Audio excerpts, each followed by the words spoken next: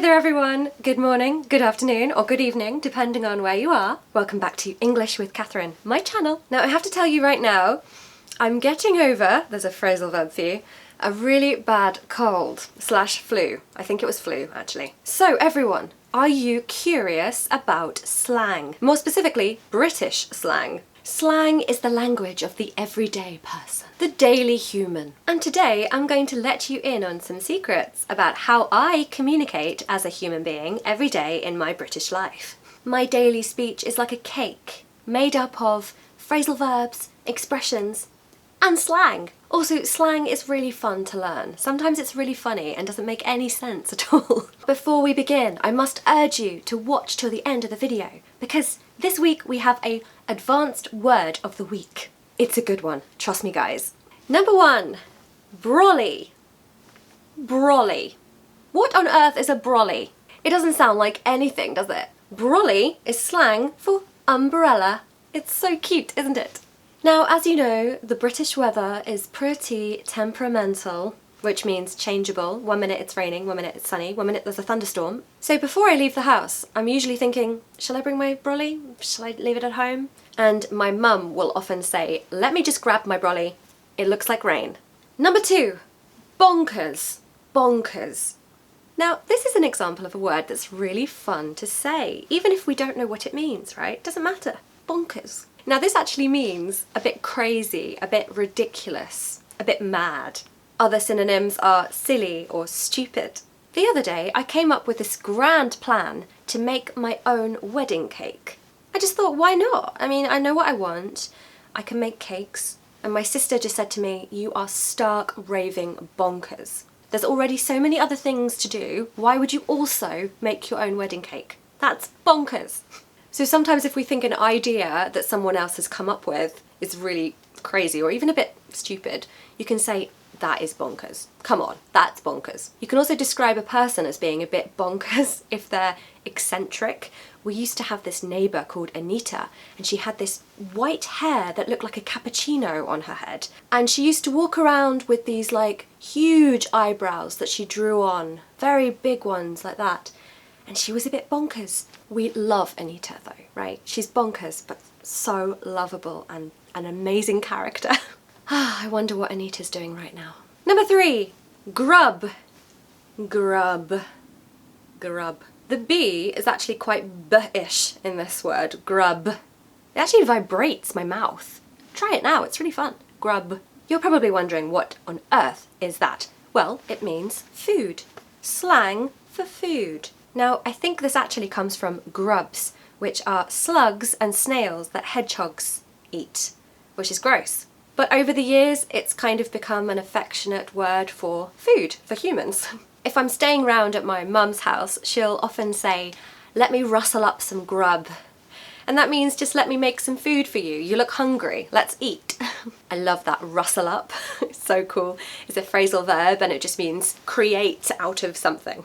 Now, it's worth telling you that grub isn't like a formal 3-course meal. It's probably something quite light, not too heavy. Sometimes when we're on a really long country walk with friends or family, we'll get a bit hungry and we'll say, let's go and find some grub.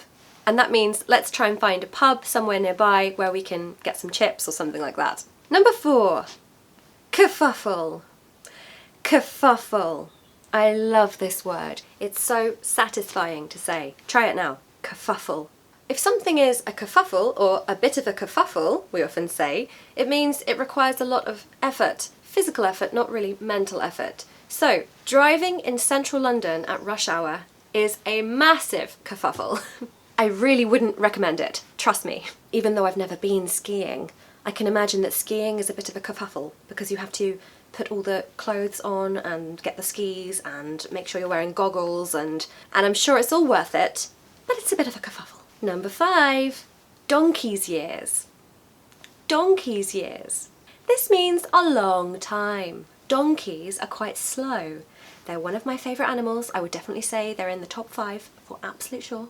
But if you say you haven't done something in donkey's years or seen someone in donkey's years, that means a very long time. Let me think, what haven't I done in donkey's years? Go-karting. I had this thought the other day, go-karting is so fun, isn't it? Why haven't I been go-karting? I also haven't seen my school friend for donkey's years. I really need to reconnect with her. Number 6, a dive. A dive. This has nothing to do with diving into the sea. This is not a verb. This is more a noun, okay? If you say somewhere is a dive, or a bit of a dive, to make it a bit softer, typical British, you're basically saying that the place is a bit dilapidated. Now there is an advanced word, and that means a bit shabby. It's not very well looked after, it's kind of falling apart, maybe a bit dirty. If it's a restaurant, the chairs are a bit broken, maybe. You might even fall off one if you sat on one. We often use this slang to describe towns or cities or restaurants or cafes that are a little bit low in quality, right? So they haven't been looked after. And sometimes you'll read in British English restaurant reviews, it was a bit of a dive, I wouldn't go there again. So we're adding a bit of a to soften the blow of that criticism, okay? A bit of a just makes it more British, a bit softer, a bit less direct, a bit less offensive. Tom and I went to a restaurant in November and it was a massive dive, actually. We ordered the spaghetti and meatballs dish and it turned up and the meatballs were like raw, yeah, they were raw. And we were trying to get through it, you know, to be polite. And then what happened? The chef came over and gave us another 4 meatballs.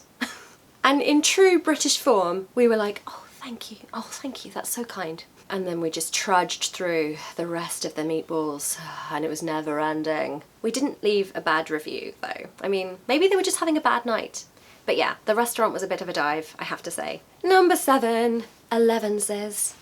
Elevenses. Love this, it's an old ritual. Basically, elevenses is slang for having a little thing to eat at 11 AM. Usually it's like a biscuit and some tea or a cup of coffee. My granny and papa always used to have this thing called a club biscuit, which is a typical British foil wrapped biscuit. I don't know if you've ever heard of them. They were really nice. And I still do this. We usually eat lunch around 1. So at 11 we have something small like that, a cup of coffee with something with it, and I always think of my granny when I do that. Number 8, jammy. Jammy. This is slang for lucky. When something happens to someone that's just really lucky, like they were in the right place at the right time, and it's sometimes really unfair.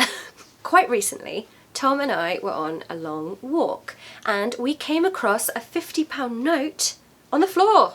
And we looked around to see if there were any people that had obviously dropped it. There was no one.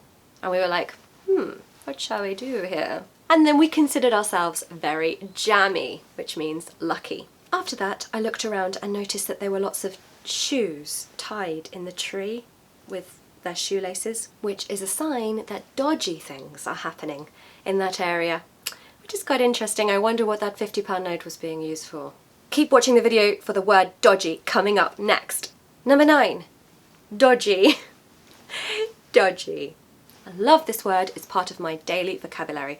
It is slang for something you don't really trust. Something that you're like, oh, that's not quite right.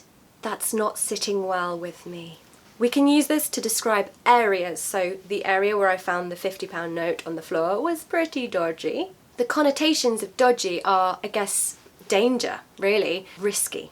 I remember my dad bought a little 4x4 car from this guy and we went to pick it up from him, and I remember thinking, this guy looks dodgy. And I think my dad had the same impression from him, but my dad just hoped for the best because it was a really good deal. And when we got home, the car pretty much fell apart in the first 3 days because of rust. So the whole thing was a rust bucket, we often say. So he went back and got a refund and said this was a dodgy deal. We can also describe deals as dodgy. And number 10, the final one, is miffed.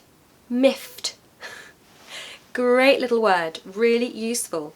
This means you're kind of annoyed.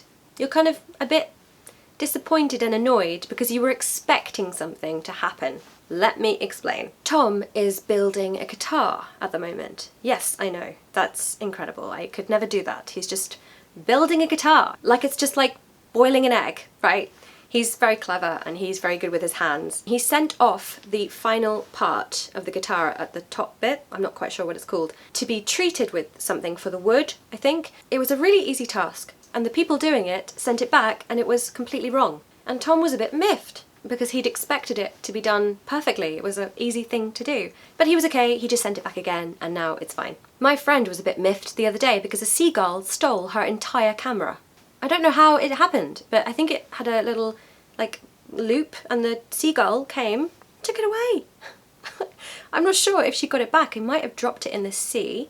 In Brighton, the seagulls are like dogs with wings. They are huge and they are quite terrifying.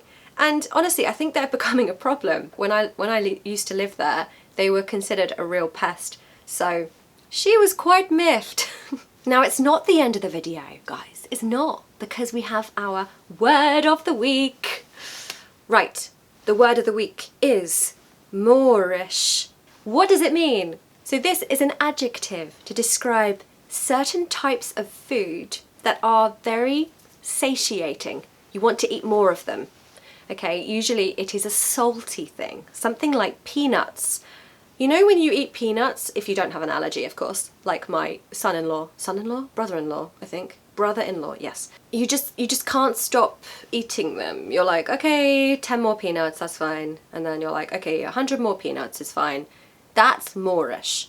So it's kind of a little bit addictive, yeah? You're like, I find pretzels, you know, like the small crisp like pretzels with the salt crystals, so Moorish. And of course Pringles. They do say once you pop you can't stop, and it is true, I can vouch for that. So it's a lovely word. Put it in your vocabulary today and start using it. That was my daily slang. There's more where that came from if you're interested. Let me know in the comments if so. I love making videos for you guys, and I always read your comments with your pain points, you know, and the things you need help with. So please continue doing that. Click subscribe if you'd be so lovely today. It really helps my channel, and you know, you get a notification for when I have a new video, which is great. You can also follow me on Instagram. Just type in English with Katharine and you'll find me. I hope you have a lovely weekend. Spring is in the air, so I'm very happy. I'll see you next Friday. Bye!